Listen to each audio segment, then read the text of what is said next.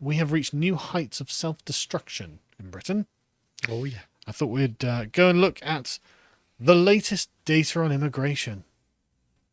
We're really depressing the viewers this episode, Yeah, I know. aren't we? I'd like So to sorry. apologise. I'm so sorry. But before we begin, if you want to support us, go to lotus.com, sign up, and watch the Rumble live stream that I did with Bo on the term "We Were Never Asked," because this is a term that has a great deal of power in it, and this is why I think people are afraid of even saying it, because really this has all been done against our will. No one has ever asked for this. No one has ever voted for this.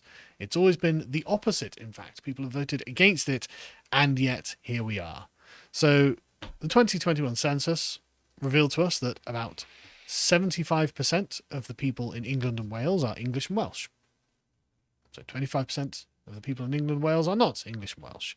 And we know exactly how many, 44.3 million, quote, white British, so English, Welsh, and some Scots. Native British people. This is down from the 2011 census. In the 2011 census, there were 45.1 million people who called themselves white British. So nearly 1 million English and Welsh people have left England and Wales. I don't blame them, to be honest. I got a taxi the other day, and this taxi driver was a Pakistani man from Wolverhampton. And he was telling me how his uncle had some property in India he was thinking about selling. And he was like, don't do that. And his uncle's like, well, why not? So, well, this country's going down, decaying. Everyone can see the decline in this country. And this taxi driver was like, yeah, people are just going to start leaving, I think. I'm like, they are. Like, they absolutely are. And we'll get into the net migration in a minute, because we know exactly how many people are leaving. And I just asked him, why do you think the decline is? Just don't know. I was like, do you ever see anyone talking about it on the TV? No. Do you ever see the politicians addressing why we're in decline? No. No idea. No one has any idea. There's just decline everywhere, and no one can seem to answer it. But anyway, yeah. So this is down from the 2011 census. In the last 10 years, 1 million English and Welsh people have left England and Wales. In 2021, net migration, which is the total left over after the people who emigrate are subtracted from the total, reached 500,000. So 1.16 million came in, and about 600,000 left, leaving us with a net migration of about 504,000, which is effing staggering, right? But it gets better than that. Well, when I say better, I mean it gets worse. But I mean, you'd think, well, a net migration of 500k, that's where the government were like, okay, look, there's something crazy going on. This is surely the destruction of our own country if we allow this to carry on. And then we got the net migration for last year.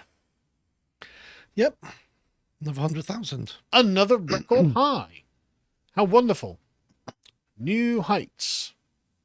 It's like we're rolling down a slope and we're just getting faster and faster and faster. Yeah. And eventually we're going to hit the bottom and there's going to be a complete, absolute just crash. So 1.2 million people were allowed in, and 557,000 emigrated, which is about the same as last year. In fact, it's less people than last year that emigrated, the year before, sorry. So that's 606,000 people added to the UK population. And you'd be like, okay, surely, now, finally, it can't possibly get any worse. And the Conservatives are like, are you sure? We can definitely make this worse. Of course it can. We can make this way worse. We can have 1 million net expected in 2023. But I love the framing. The Home Office fears. Home Office fears. Fears. You're the ones who let them in. You are literally the gatekeepers of who gets visas in this country. Like, you're the one stamping, yeah, approved. And then, oh God, we're afraid that this stamping is just going to get to 1 million this year, 1 million net. It's like, then stop stamping visas. Yeah. What are you doing? You're the ones doing this to us. Don't act like, well, this is out of our control.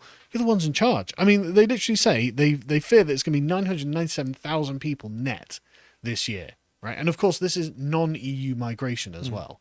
Since Brexit and the end of freedom of movement with the European Union, the net migration has been mostly from non-European countries. So it's people with totally foreign cultures, totally different ways of life, and just a much more distant relationship with this country. So why is it so high? Well, the Migration Observatory in Oxford have told us it's unusually high, right? Several factors have come together at once, including the war in Ukraine, the humanitarian route for British Hong Kong national overseas status holders, and that's fine, but that's not accounting for all of it. I know why it's high. It's called Tory policy. Yes, it is. Yes, it's the policy of the UK Conservative government. Yeah. Yes, that's exactly it. Right.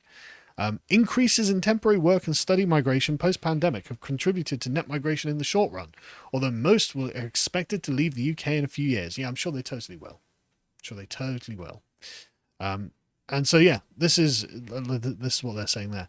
And so it's like, right, so the gates are, I mean, they couldn't be more open. They're just totally open. We're not refusing anyone for any reason, apparently. I mean, we've taken in 50,000 invaders across the channel. Nothing has been done about that, really. And so we're just looking at the total obliteration of our country just through mass migration.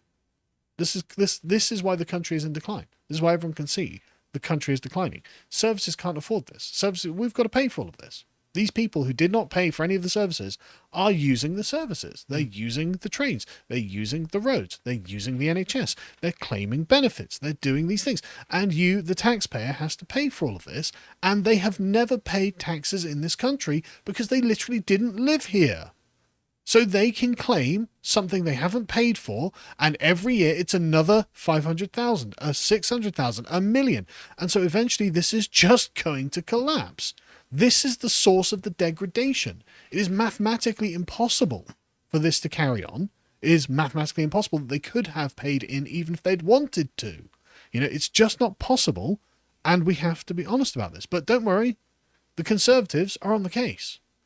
Yesterday, the Home Office, I tell you what, I rest easy now. Today we removed 57 people. Oh, you know what? Sometimes I criticise the government and the Tories sometimes, but then it's nice to know that we can do things when we try, and well done. 57 whole people. I mean, if it was 57,000, I'd be like, okay, that's a good start. Do that every day for the next 5 years, and maybe things will be under control. But 57, and these will be like the illegal invading migrants from across the channel, right? We've put them up in the hotels at our expense, which literally costs us billions, by the way. Again, your money, not theirs. And 57.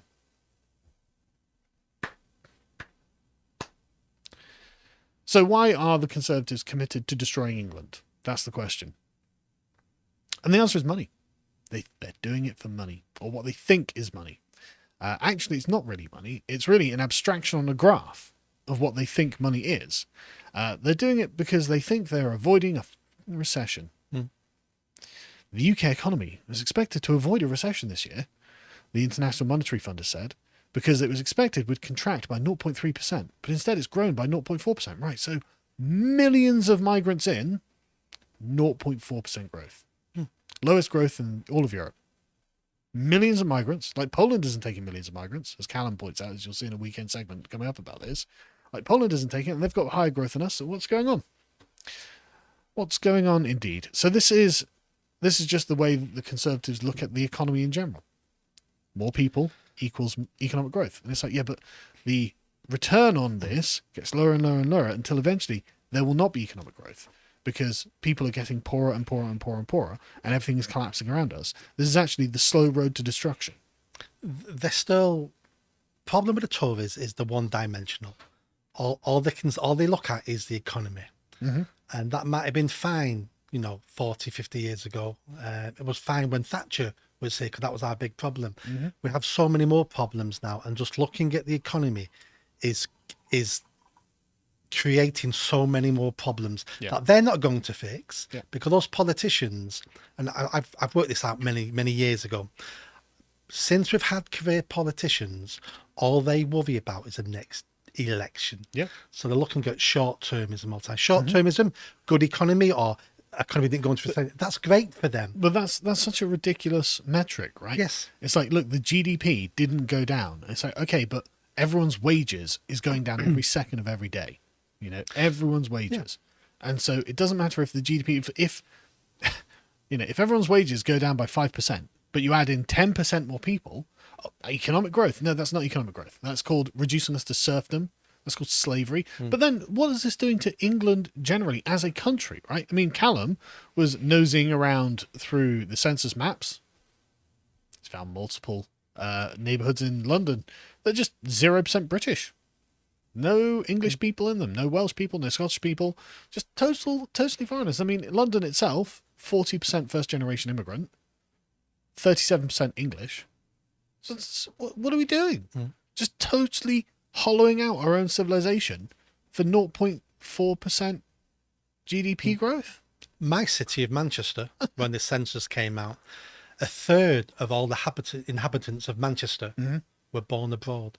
Mental. A third Mental. born abroad. Well, it's 40% in London, and in other places like Luton, Leicester. It's just going to keep going. It's going to keep going. And as John points out there, it's not that there are 0% English. It's 100% diverse. You know, that's what it is. You're absolutely right. That's how they look at it, right? And so what's going on? What's the organised pushback? Oh, the organised pushback is actually totally disorganised, right? You've got Reclaim Party. Look, see, immigration's terrible. Join our party. Heritage Party. Look, see, immigration terrible. Join our party. Reform Party. Look, see, immigration terrible. Join our party. UKIP. Look, immigration terrible. Join our party. Get it together, lads. I don't want 4, 5, 6, 7, 8, 9, 10 different tiny pluralities of parties. That's really not going to win, right? You're going to just split what could be an effective right-wing bloc. You know, find a point of common ground, rally under it, so we have one name on the ballots when we go and vote. So you can get to, like, because I mean, reform, like, should be the big boys, right? But they're not. And what they seem to take is essentially, when polled, like just the dissident right-wing vote. And that was at 9%. It's like, okay, great.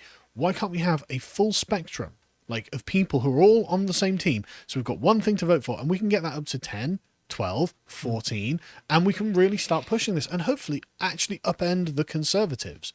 Get them out. Get the Conservative base into something. But we can't do it while everything is fractured like this. It's not going to happen. And I'm not trying to, because I really like all of these people. Like, I know a lot of them personally. They're all really nice people. They're all doing their best. But this approach of being totally disunited will not work. And it's just, honestly, we just don't have any time left. Like, if you're not seeing the destruction of the country, the destruction of the economy, the destruction of standards, the destruction of everything around us, I mean, everyone is seeing the decline. If it's egos that's preventing people from uniting, I don't want to hear it. And I think that people watching probably don't want to hear it. I think people who are voting and looking at the country don't want to hear it. Get past your egos. Fix this. You're the ones who are trying to be the politicians. Let's see some action. Never going to happen. Never going to happen. For you to set up a political party, or for you to run a political party, that's the focus. It's a bit like the heavyweight boxing championship. We've got 4 belts. Yeah. It's like the 4 top boxers all get together and go, do you know what?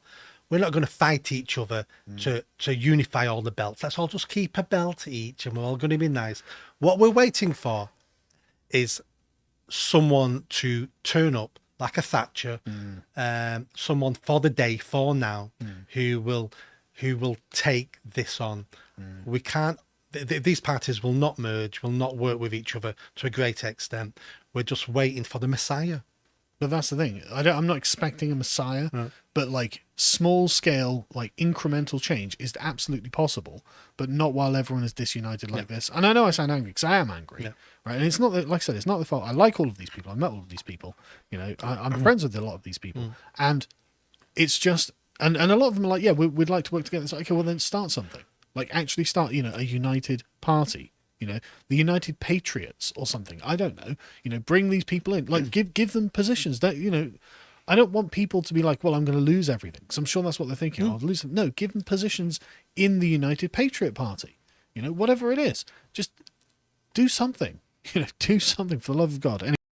If you appreciated that segment from the podcast of the Lotus Eaters, you can go to lotuseaters.com to get access to all the premium content that's on the site, such as the Symposium series, this episode on debating Ayn Rand's ethics.